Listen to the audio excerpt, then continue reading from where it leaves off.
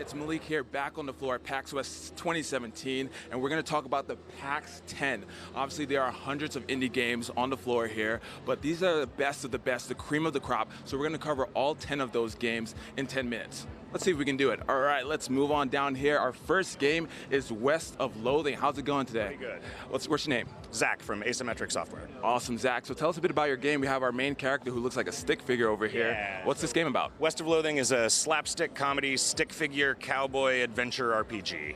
Ooh, nice, nice. So we're seeing some gameplay here. So what's some of the mechanics of the game? Well, basically you just kind of run around and solve puzzles and talk to people and read jokes and then occasionally fight some monsters. Nice. And the stick figure, what was the reasoning for the choice behind that? This is sort of based in the same universe as a game that I made many, many years ago called Kingdom of Loathing, and at the time it was just me working on it, so this was as well as I could draw.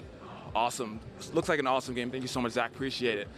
Check it out, West of Loathing. All right, let's move along here. We have Wander Song by Dumb and Fat Games. Oh, love that name. How's it going today? Good, how are you? I'm doing well. What's your name? Greg. Greg. All right, Greg, let's talk about this game.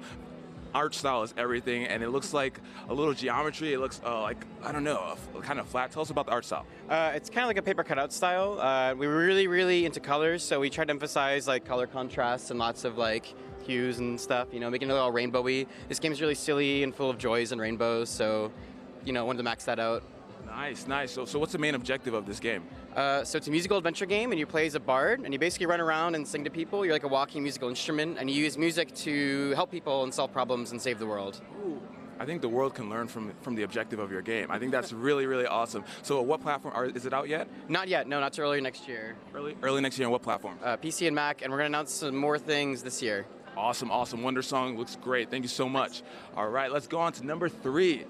We have Tiny Bubbles. How's it going, you guys? Good morning. Good morning. Nice to meet you. Nice to meet you. All right, tell us a bit about Tiny Bubbles. It looks like a tricky puzzle with foamy bubbles. I love that tagline. Thank you. Yeah, we're trying out marketing terms here. It works pretty well. Yeah, Tiny Bubbles is a puzzle game using the physics of soap bubbles. And yeah, we worked really hard to make real bubbles that you actually get to fill with color and see squishy movement. And the puzzles get very challenging very quick. We start you out kind of slow with the tutorial. We have color mixing, we have color matching, we have sea creatures like the evil jelly crab, we have the starfish you have to rescue, and we have Bloop the fish that kind of helps or hurts you as he goes along. He blows bubbles as you make a move. Nice. Yeah. So what was the decision, real quick, to use bubbles? It's a really interesting kind of premise. Oh, there's a great story behind that. Our developer, Stu Denman, his grandfather at MIT was a scientist, and he pioneered the research of soap bubbles back in the 50s. So when he set out to make a unique game that no one had seen yet, he took his grandfather's work, built an engine on top of Unity to make these bubbles work, and we made a fun game out of it. Awesome. Well, Tiny Bubbles, that should be awesome. Thank you so much for showing us your game. Thank you. Looks awesome. I love a good puzzle game. Gets your brain moving. All right, speaking of moving, let's move on to Actual Humans. Yes. All right, awesome. Nice to meet you. What's your name? My name is John Remedios. John, all right. So John, tell us a bit about what Actual Humans. I'm an actual human, so can I play this game? Actual Humans is actually the company. We're from Toronto, Canada. But the game we're showing here in the PAX 10 is called Shoot Shoot Mega Pack. Yeah, it's a party game about rules, friendship, and also shooting. It's got a little bit of shooting in it. So what we're showing are the 4 games that make up the Mega Pack. Each one has its own core mechanics. So for example, there's this game called Zoom, where every time you shoot, the walls close in, and you're just trying to push each other into the walls. But we got another game called Fade, where everyone's invisible, and you can only see each other when you shoot. So they all look the same. They're all 2D arena shooters, similar to Asteroids or Space War, but they actually feel quite different. And you can make your own custom games. There's a randomly generated mode called Chaos Mode, where it mixes and matches rules on the fly. You unlock more stuff over time. Really just a game to play with your friends, perhaps over a beverage or 8. There we go. I like to pair it with a nice Bordeaux, 2015, very good year. And that's it. Yeah. Awesome, awesome. Well, I love games that you can play with your friends. That's what gaming is all about, right? Gaming together. Appreciate it. Thank you so much. Thank you. All right, let's move on to No Heroes here. How's it going today? Good. How are you? Good. Good to meet you. What's your name? My name is Louis.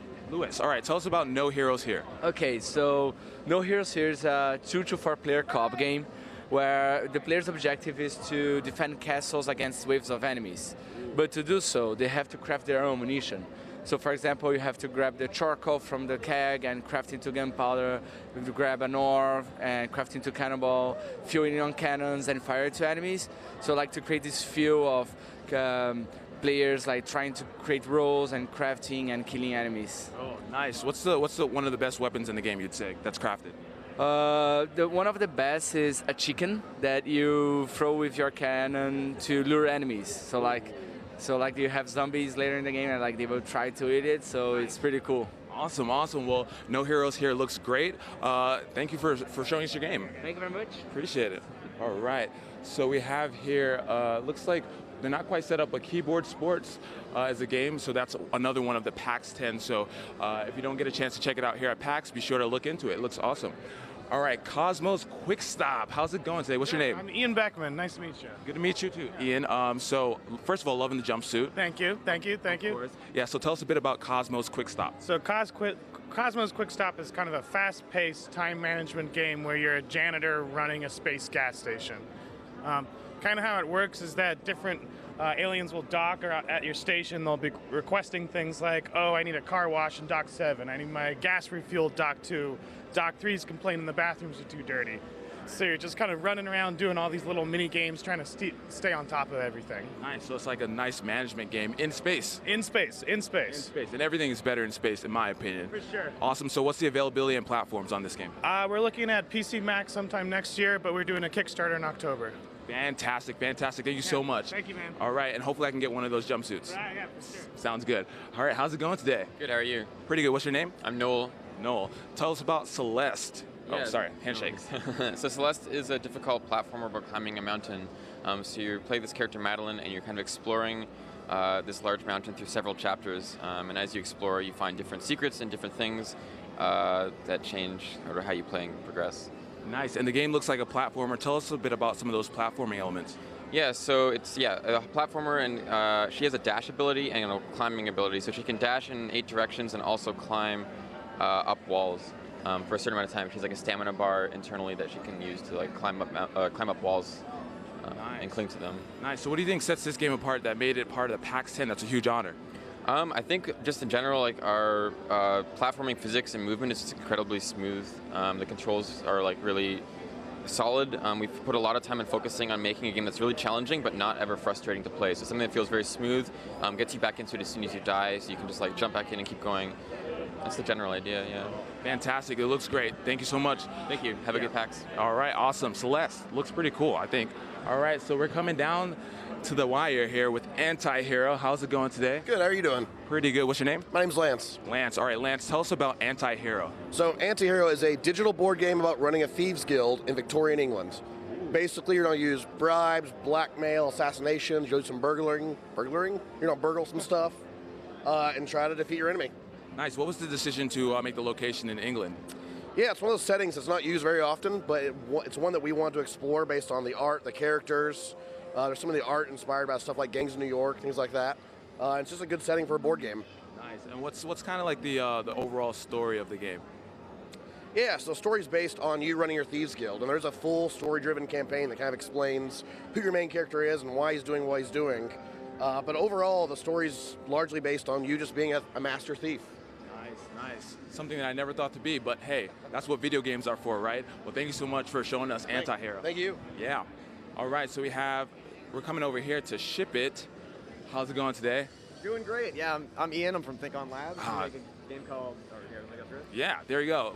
Go ahead, Ian. What's Ship It about? So Ship It is like Tetris kind of reimagined for VR. So it works on the Oculus Rift and HTC Vive.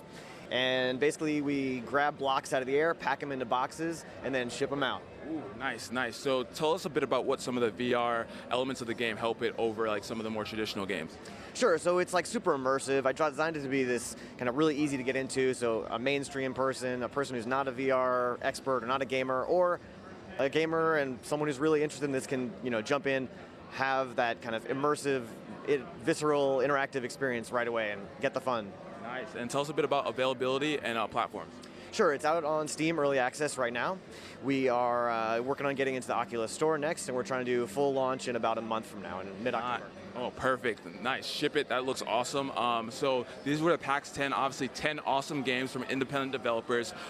If you don't have a chance to come to PAX and check them out, be sure to look into them because they all seem really awesome, and they got that award for a reason. Thank you guys so much for watching. Back to the rest of the show. And I'm going to go into the virtual world. So see you guys later.